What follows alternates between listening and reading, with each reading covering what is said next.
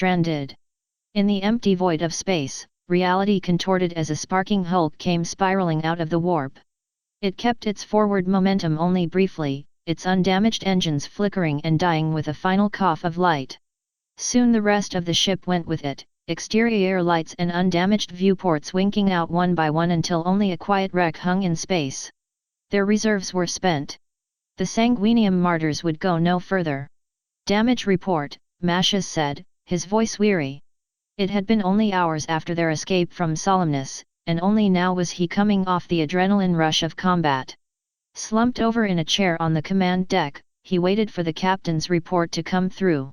Resigned to whatever fate awaited him, he paid no mind to any others as they went about their duties. Most were busy cleaning up what had once been their astropaths. Such a loss would have made him furious at any other time, but now. 3 engines destroyed, the rest are unresponsive, the captain started. Void shields, offline. Weapons batteries are reporting 20% integrity, all others unresponsive. Hull integrity currently stands at 40%, stable. Life support systems is 60%, though they will most likely stabilize closer to 40%. Communications, offline. The traitors knew to cripple us thoroughly. Casualties. Reading 55%, with a margin of error of 2%. Mashas said nothing, reaching up with his left hand and massaging his face as he mulled over the report. "Even if we got the ship up and running again, we don't have the strength to man it effectively." After a pause, he spoke again. "How long until we are reported missing?" "Our planned transit time to Solemnus was 2 years, 1 month, and 12 days, the captain replied. "With the warp storm that brought us there, our current damage, and with our navigator and astropaths dead, I cannot say for certain when we will be missed, if we are not already.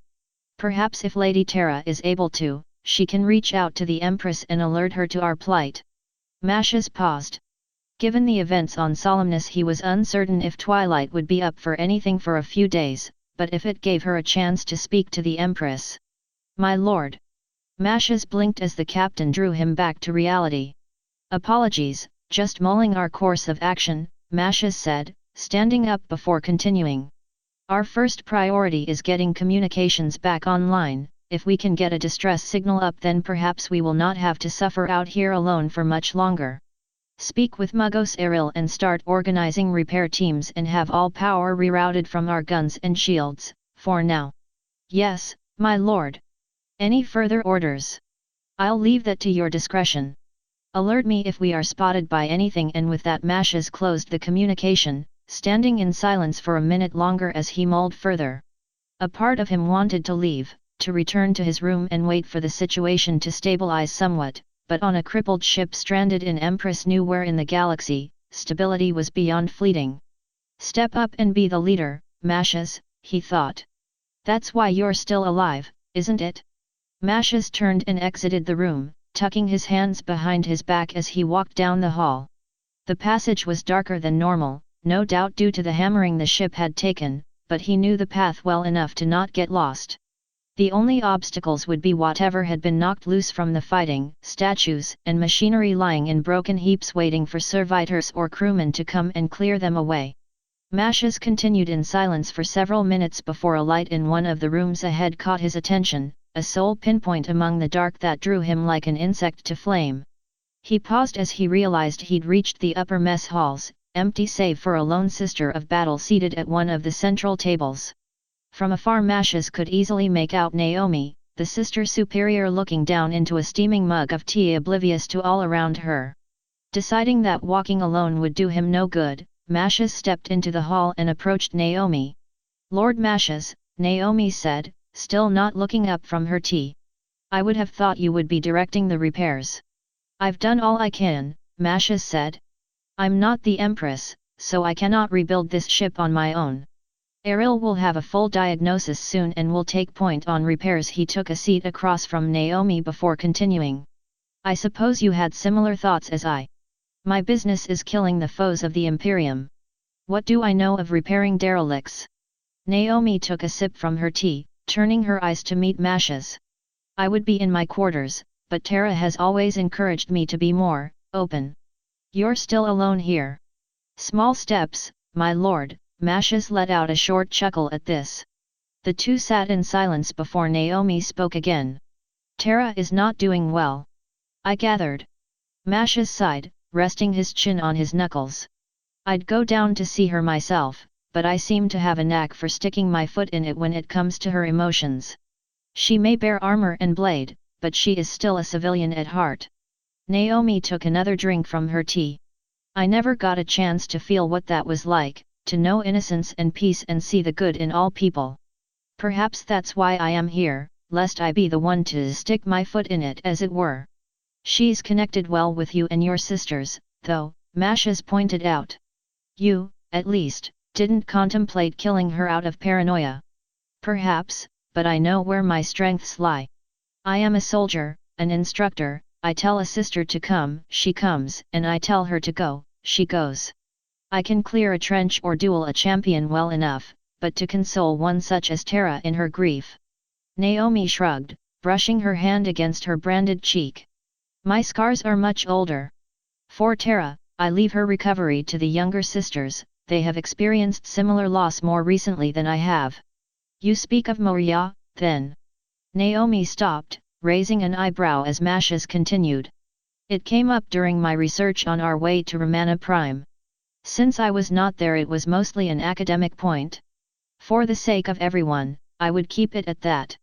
Naomi looked back at her tea. "My girls will bring Tara back from the brink. Even Judith could do wonders for her right now, she just needs to take the step to heal first.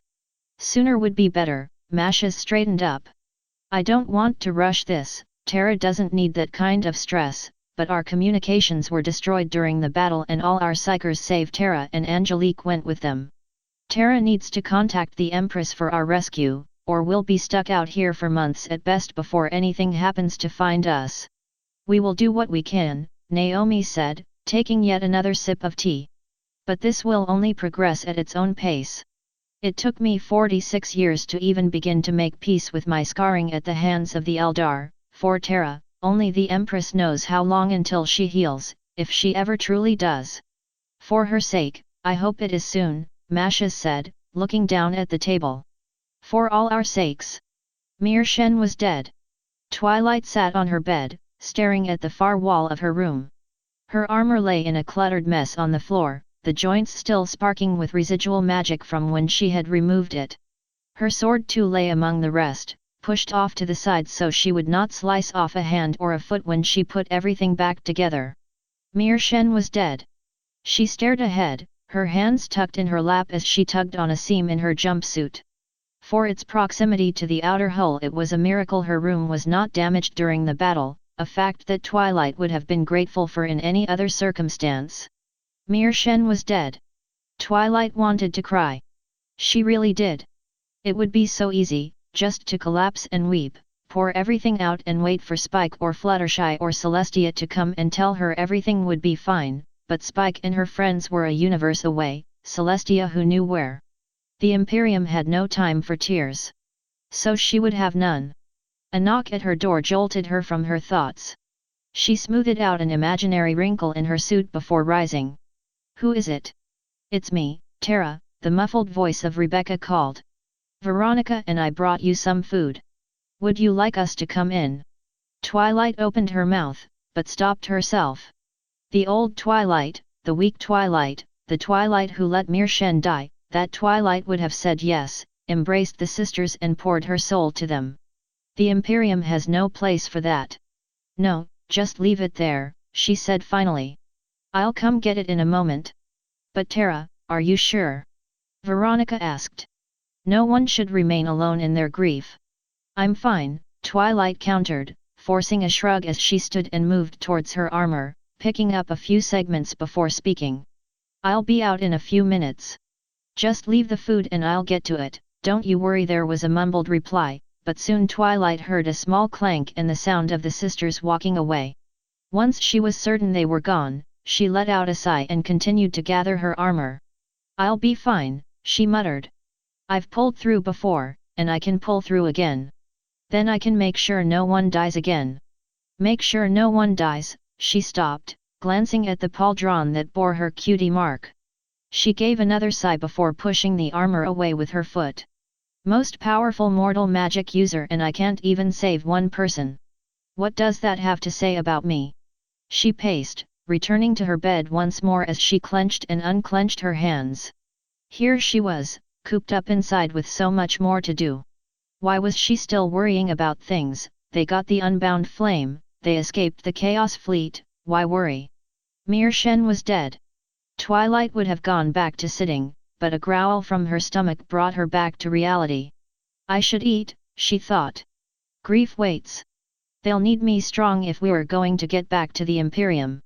She turned and stepped towards the door, opening it fully as she peered out into the darkened hall.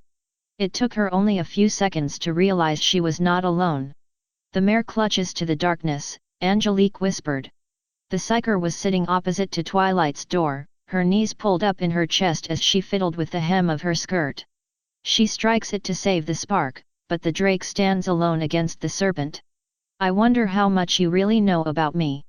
Twilight said, looking down at the platter the sisters had left her. It was nothing much, a few small rolls and some protein paste, but it was better than nothing. Ever since I met you you've always spoken riddles, and you always seem to talk about me as the mare. The eye falls and the sons of the dragon rise, Angelique said, staring into space as if Twilight were not there. The mare, does she see what she needs? Does she know what the answer is? If I did, would you still be here? Twilight asked, her voice sharp as she took up the tray. You should get some rest. Go find Bianca, maybe, she at least can take care of her charges. The pillar breaks, but not yet, Angelique said, finally looking up at Twilight. Her eyes were dark, sorrowful, and Twilight could see lines of tears on her cheeks. Do you know the answer? Does your answer please them? What would you know about anything like that? Twilight snapped, almost dropping the food as she glared at Angelique. All you ever do is talk nonsense. Can't you focus and break through the madness on your own? Why do I have to help everyone that comes to me with a problem, and why am I so bad at it? Why does your stupid Imperium have to be so insane all the damn time? Angelique said nothing, pulling her knees in tighter as she looked away from Twilight. The flower shines a light in the darkness, and the mare will know the answer, she said, wrapping her arms around her knees. Well, I don't know the answer. I don't seem to know the answers for anything around here, because you all keep changing the questions on me.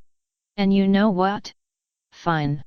I don't care about having any answers, and I won't give any if all of you are just not going to care anyway. What do you have to say to that? A pause, Angelique merely staring ahead as Twilight snorted. That's what I thought. Now please, just leave me alone, and with that she stepped back in her room, slamming the door shut on Angelique as the psyker continued to stare into the dark. Twilight stood at the door, her hands quivering as she did her best to calm herself back down. That's how it has to be, she thought to herself. The Imperium wants me to be focused, so I'll be focused. I'll save them all, and show them just how powerful I really am. I'll save them, this time, I will. She set the food down, her hunger forgotten as she returned to her bed. She sat up straight, folding her hands in her lap once more as she peered at the wall, waiting for something. What, she could not say, and she doubted she would ever get a true answer. All she could see was solemnness. After all, Mir Shen was dead. The little one knows, and yet you claim knowledge. You cannot see, not yet, perhaps it has to be forced out. You already know the answer.